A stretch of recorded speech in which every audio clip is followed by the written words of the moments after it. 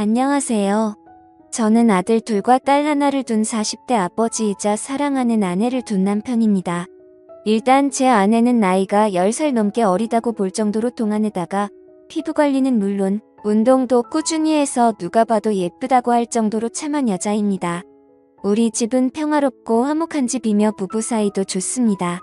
또한 커피숍 3곳을 운영하고 있기에 경제적으로는 어려움이 없습니다.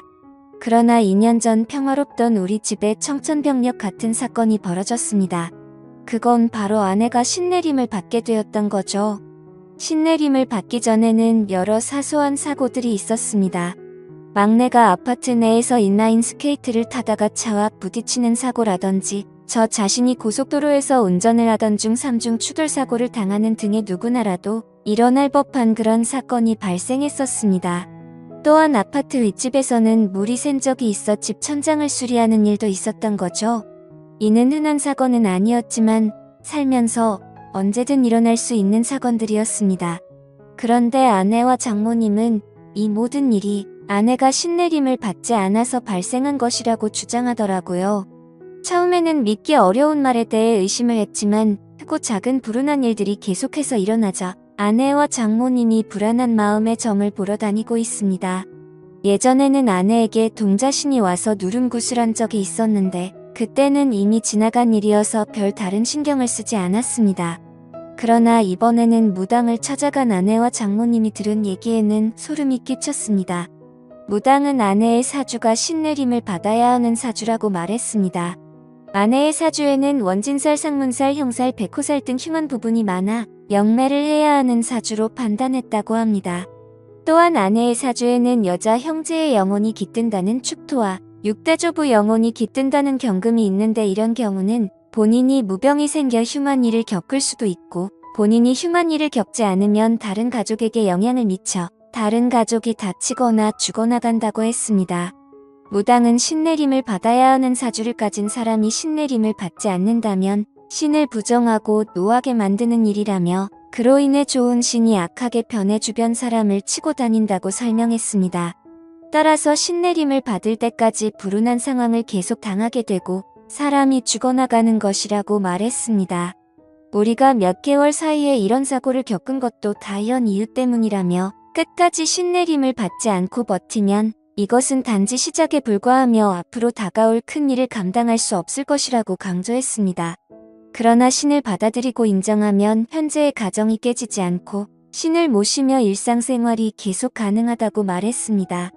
그렇지 않으면 앞으로 무슨 일이 일어날지는 아무도 모른다고요. 처음에는 말도 안 되는 소리라고 했지만 듣고 보니 마음이 흔들렸습니다. 그리고 무엇보다 나중에 안 좋은 일이 계속 닥친다면 지금 이 얘기를 듣고 그냥 웃으면서 제 자신이 너무나 원망스러울 것 같았습니다. 말도 안 되는 미신이다. 그럴 리가 없다. 사람 앞 일은 자기 하기 나름이다. 수도 없이 생각했지만 문득 아무리 노력해도 풀리지 않았던 일들이 떠오르면서 어쩌면 그게 운명이고 그들이 말하는 사주팔자일지도 모른다는 생각이 들더군요. 제가 선뜻 결정을 내리지 못하자 장모님이 그러시더군요. 무당 말 무시해서는 안 된다고요.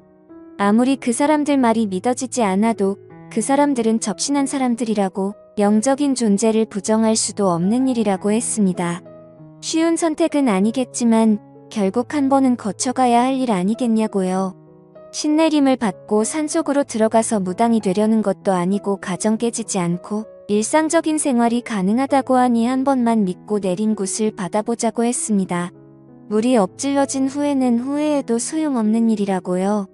들어보니 장모님 말씀도 완전하게 틀린 말씀은 아니다 싶었습니다. 그게 사실이든 아니든 일단은 안 좋은 일이 생길 수 있다니 그건 맞고 보자 싶었지요. 그래서 저는 신내림은 어떻게 하면 되는지 비용은 얼마나 드는지 알아보기 위해서 아내와 함께 직접 신내림을 해준다는 무당을 찾아갔습니다. 생각했던 것과는 달리 무당은 남자더군요. 장모님과 아내한테 얘기 들었다고 어떻게 신내림을 하면 되는지 물었죠. 그랬더니 그 남자 무당이 말하길 신내림은 아주 신중하고 조심스러운 거야. 신내림을 조금이라도 의심하거나 말도 안 되는 소리라고 하면 부정 타서 잡기가 붙을 수 있으니까 지금부터 영접할 때까지 무조건 입 조심 몸 조심해. 몸조심을 하라는 것은 두 가지 의미를 가지고 있어. 하나는 몸이 상처가 나지 않도록 조심하라는 것, 하나는 몸을 정갈하게 하라는 것. 신내림 날짜가 정해지면 부부관계는 절대 하지 마. 신이 오시려다가 부정이라고 그냥 가버릴 수 있어. 그리고 신내림 굿은 날짜 잡힌다고 바로 할 수 있는 게 아니야. 허주 굿을 먼저 하고 옳은 신이면 받아들이고 옳지 않은 신이면 떨쳐내고 다시 올바른 신을 받아야 하는데, 허주 굿은 한 번 진행할 때마다 그리고 내림 굿을 하는 데는 1,500만 원이 들 거야. 하더군요. 허주 굿이 뭔지 내림이 뭔지 모르겠지만 일단은 알겠다고 빨리 진행시키고 싶다고 했습니다. 그러면 허주 비용 먼저 선입금 시키고 한 달 후에 몸도 마음도 정갈하게 해서 그때 보자고 하더군요. 저는 무당이 하라는 대로 돈을 입금시킨 후 한 달 동안 부부관계도 하지 않고 신내림하는 날짜만 기다렸습니다. 빨리 끝나고 일상으로 돌아가고 싶었습니다. 그렇게 한 달 후 허주 굿이라는 걸 시작했습니다. 허주 굿은 비공개로 진행되며 기도를 하고 싶으면 건물 밖에서 기도를 드리고 절대 안으로는 들어오지 말라고 하더군요. 사람들이 들락거리면 신들이 편하게 출입하지 못한다고요. 저는 알겠다고 하고 차에서 기다렸고 장모님은 그 땅 바로 앞에서 돗자리를 깔고 기도를 올렸습니다. 아내는 평상복이 아닌 하얀 한복 같은 것으로 갈아입고 허주 굿을 하러 들어갔는데 3시간이 걸려도 안에서 나올 생각은 않는 겁니다. 그래서 장모님한테 가서 왜 이렇게 안 나오냐고, 원래 이렇게 오래 걸리는 거냐고 했죠. 그랬더니 그때 상황에 따라 다르지 않겠냐며 아무래도 일이 잘 안 풀리는 것 같다고 장모님은 더 열심히 기도를 올리셨습니다. 저는 도대체 저 안에서 무슨 일이 일어나는지 궁금했습니다. 어떤 때는 방울 소리 같은 것이 요란하게 났다가 어떤 때는 주문을 외우는 듯한 소리가 들렸다가 또 갑자기 조용해지기도 하길래 그 안에 한번 들여다보려고 하다가 관뒀습니다. 혹시나 저 때문에 부정 탔다고 할까 봐서요. 저는 굿이 끝나기만을 기다리며 차에 앉아 있었죠. 그렇게 굿을 시작한 지 5시간쯤 지났을까? 아내가 기진맥진한 듯 나오더군요. 그런데 그 무당이 아내한테 물을 뿌렸는지 아내가 물에 들어간 것인지 온몸이 흠뻑 젖어 있었고 아내 몸매는 보기 민망할 정도로 겉으로 드러나 있었습니다. 저는 아내가 그러고 있는 게 민망해서 왜 이렇게 옷이 젖어 있냐고 했더니 신이 잘 오지 않는다면서 그 무당이 계속 물을 뿌렸다고 하더군요. 그 또 참 별나게 한다 싶었습니다. 저는 일단 아내 보고 차에 들어가 있으라고 말하며 차로 보내고 그 남자 무당을 만나러 갔습니다. 어떻게 됐냐고 물었죠. 잘 끝났냐고요. 그랬더니 이 남자 무당이 혹시 오기 전에 부정 타는 짓 했냐고 묻더라고요. 저는 그런 적 없다고 말하자 오늘은 좋은 신이 오시지 않았다고 하더군요. 그래서 제가 무슨 소리냐고 시키는 대로 다 했고 한 달간 부부관계도 안 했다고 무슨 부정이 탔느냐고 했죠. 그랬더니 그런 마음에서 부정이 탄 모양이라고 신을 부르는 나를 믿고 신이 오실 때까지 기다려야 되는데 아무래도 신이 오시지 않을 거라는 의심을 한 것 같다면서 허주 굿을 한 번 더 해야겠다고 하는 겁니다. 그러면 다시 비용을 800만 원 내야 하냐고 따지듯이 물었더니 선심 쓰듯이 원래는 800만 원인데 어느 정도 진행이 되었으니 500에 해주겠다고 하더군요. 다른 방안이 없다 보니 일단 저는 알겠다고 하고 아내를 데리고 집으로 왔습니다. 집에 도착해서 아내에게 물었죠. 도대체 안에서 무슨 일이 있었냐고. 제대로 한 건 맞냐고 했더니 아내는 무당이 했던 말대로 신을 불러내는 허주 굿이라는 것을 했다고 했습니다. 맨 처음에는 무당이 방울과 부채를 막 흔들면서 주문을 외우더라고 하더군요. 그러더니 그 제자리에서 막 뛰면서 아내한테도 같이 뛰라고 했다더군요. 아내도 무당이 시키는 대로 막 뛰었는데 아무리 뛰어도 그만 뛰란 말을 안 해서 뛰다가 힘이 들어서 뛰는 것을 멈추고 숨을 헥헥거리며 있었습니다. 그랬더니 무당이 오셨느냐고 묻더랍니다. 그래서 그냥 힘이 들어서 잠깐 숨 고르고 있는 거라고 했더니 더 뛰라고 했다더군요. 그래서 다시 뛰기 시작했는데 이번에도 한참을 뛰었는데 그만 뛰라는 말을 안 해서 또 뛰는 것을 멈추고 쪼그리고 앉아서 있었더니 느낌이 왔냐고 오셨냐고 또 묻더랍니다. 그래서 힘들어서 도저히 안 되겠다고 체력 딸려서 앉아있는 거라고 했더니 신 받을 사람이 체력이 그렇게 약해서 어떻게 하냐고 어디서 물을 버와서 손으로 막 물을 뿌리더랍니다. 신을 맞이하려면 온몸으로 맞이해야 하는데 이렇게 몸이 젖어 있으면 아무래도 오시기 편할 거라고 하더랍니다. 그때 아내는 남자 무당 앞에서 몸매가 드러나는 것이 아무래도 민망해서 두 팔로 몸을 가리고 있으니 가리지 말고 당당하게 서 있으라고 했다더군요. 어깨를 쫙 펴고 있으라고 해서 아내가 시키는 대로 하니 물을 또 막 뿌리면서 아내 주변을 빙빙 돌면서 또 방울을 흔들고 신이 왔는지 봐야 된다며 아내를 가까이서 막 살펴보고 또다시 물을 뿌리고 하더랍니다. 그래서 제가 뭐냐고 제대로 똑바로 하는 거 맞냐고 아무래도 좀 이상한 사람 같다고 했더니 아내가 그럴 리가 없다고 하더군요. 그 사람 진짜 유명한 무당이라면서 전국의 유명한 무당들 다 그 사람한테 신내림 받은 제자라고 했습니다. 그러니 한치의 의심도 하지 말고 일단 믿고 가보자고 했습니다. 그래야 신을 받아도 제대로 된 신내림을 할 수 있지 않겠냐고 하더군요. 굿을 하는 동안 아내가 잠깐 딴 생각을 하니 무당이 바로 그것을 눈치채고 얘기하더랍니다. 나쁜 신을 받으면 집에서 생활하는 것조차 어려울 수 있으니 굿을 하는 동안은 머릿속을 완전히 비우고 생각도 비우라고 했답니다. 그렇게 남자 무당이 제 아내에게 물을 뿌리고 아내를 잡아먹을 듯이 노려보고 또다시 물을 뿌리는 과정을 몇 시간 동안 진행하더니 신이 오신 것 같다고 말했답니다. 그런데 신이 오긴 왔는데 좋은 신이 아니라고 하면서 방울도 흔들고 아내 어깨도 잡고 흔들더랍니다. 나쁜 신은 빠져나가야 된다고요. 그리고는 오늘은 도저히 날이 아니라면서 무당이 오늘까지만 하고 이틀 뒤에 다시 하자고 했답니다.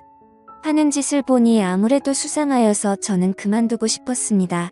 그래서 장모님을 찾아뵙고서 이 사람 좀 이상한 것 같다고 아무래도 그만해야 할 것 같다고 하니 이미 신이 한 번 왔기 때문에 여기서 그만두면 평생 지옥을 걷듯 고통스런 길을 걷게 된다면서 절대로 그만두면 안 된다고 하시더군요.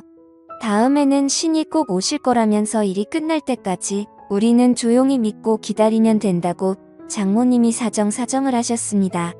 저는 엄청 내키지 않았지만 장모님께서 저렇게 부탁을 하시니 한 번만 더 지켜보자 싶어 알겠다고 했죠. 그리고 이틀 뒤 다시 장모님과 함께 아내를 데리고 그 무당이 있는 곳으로 갔습니다. 이번에도 아내는 그 무당이 갈아입으라고 준 옷을 갈아입고 굿을 하는 방으로 들어갔습니다. 이번에도 굿은 비공개로 진행이 된다고 하더군요. 아무도 들어오지 말라고 문 밖에서 기다리라며 온 정성을 들여 기도를 하라고 했습니다. 저보고도 가만히 보고 있지 말고 같이 기도를 올리라고 하더군요. 저는 알았다고 대답만 하고 기도는 올리지 않았습니다. 그렇게 무당은 아내를 데리고 들어가더니 또 방울을 흔들며 큰 소리로 주문을 외우면서 난리 법석을 떨었습니다. 그러다가 방 안이 조용해졌습니다. 또 물을 뿌리고 있는 건가?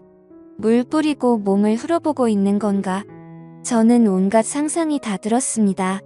장모님은 자리에 앉아서 열심히 손바닥을 비비고 계셨는데 저는 그대로는 도저히 있을 수가 없어서 굿하는 방을 들여다보기 위해서 방 옆으로 나 있는 창문을 들여다봤죠. 방 주변은 대나무로 가려져 있고 흰 창 같은 것을 막 둘러서 안이 잘 보이지는 않았지만 빈틈으로 자세히 들여다보니 방 안의 모습이 조금 보이더군요. 저는 숨을 죽이고 그 안의 모습을 계속 엿보고 있었습니다. 역시나 그 무당은 지난번처럼 바가지에 물을 퍼와서 안의 몸 구석구석 물을 뿌리고 있었습니다. 안의 몸은 이미 물에 젖어서 몸이 적나라하게 드러나 있었고요.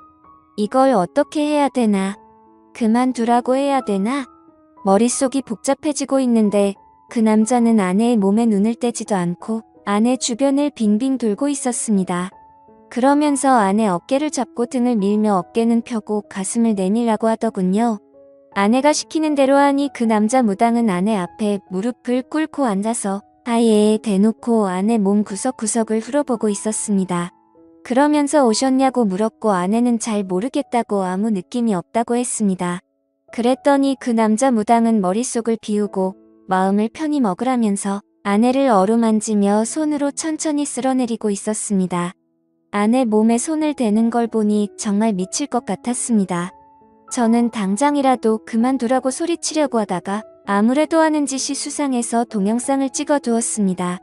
아내가 진짜 신내림을 받아야 하는 사람이라면 이런 식으로 신내림을 받는 게 맞는지 다른 무당한테 가서라도 물어볼 작정이었지요. 저는 잘 보이지도 않는 방 안으로 휴대폰 카메라를 켜서 동영상을 찍고 있는데 갑자기 아내가 꺄 소리를 질렀습니다. 저는 놀라서 다시 아내를 자세히 들여다보니 아내가 입은 윗저고리가 벗겨져 어깨를 다 드러내놓고 있었습니다. 그리고는 그 무당은 아내의 어깨 위에 다시 물을 뿌리기 시작하더군요.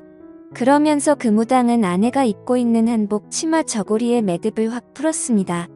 아내는 너무 놀라서 또 소리를 질렀고 동시에 치마는 흘러내려 버렸죠. 그 순간 너무 열이 받아서 창문을 열고 욕을 했습니다. 하지만 창문은 안에서 잠겨져 있어서 열리지가 않더라고요. 저는 주변에 떨어져 있는 큰 돌멩이를 하나 주워 창문을 깨고 창문 안으로 들어갔습니다. 당장 떨어지라고 소리를 질러버렸고 한바탕 난리가 났습니다.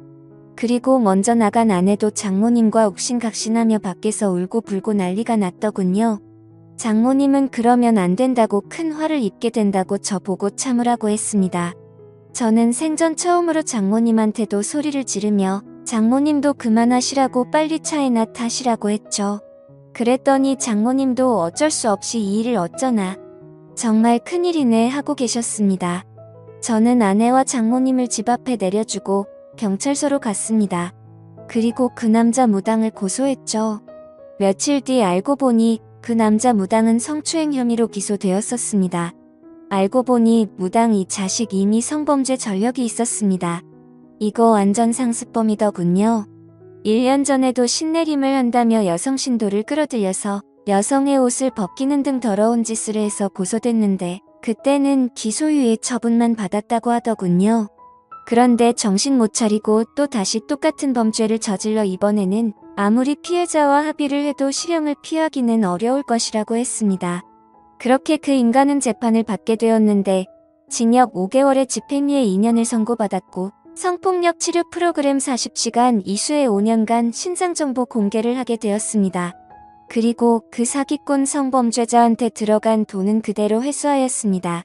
그 인간이 선고받은 것을 보고도 장모님은 신내림을 받아야 되는데 받다 말아서 어떻게 하느냐고 앞으로가 걱정이라고 말하더군요. 그래서 제가 장모님한테 저런 사기꾼이 하는 말을 믿냐고. 신내림은 무슨 신내림이냐고. 여자 꼬셔서 어떻게 하려고 하는 더러운 놈이니까 신내림이니 뭐니 그런 말 신경 쓰지 말라고 했죠. 우리 집에 아무 일도 안 일어난다고 말했습니다. 제가 그렇게 열을 올려 열변을 토하듯이 얘기를 하니 장모님은 알겠다고 대답은 했지만 여전히 안절부절 못하시는 것 같았습니다. 그때 그 일이 있고 나서 지금 2년이 지났지만 제가 운영하는 커피 전문점은 여전히 잘 되고 있고 그 무당놈이 얘기한 가시밭길이나 지옥 같은 고통은 아직 전혀 없습니다. 앞으로도 당연히 없을 거라고 생각합니다. 이번 일로 크게 깨달았죠. 그런 말에 현혹되어 무당을 따라 다니면 평생 무당 손에서 놀아나서 무당을 벗어날 수 없게 되고 나중에는 무당의 노예가 된다는 것을요. 그리고 아내한테 얘기했죠.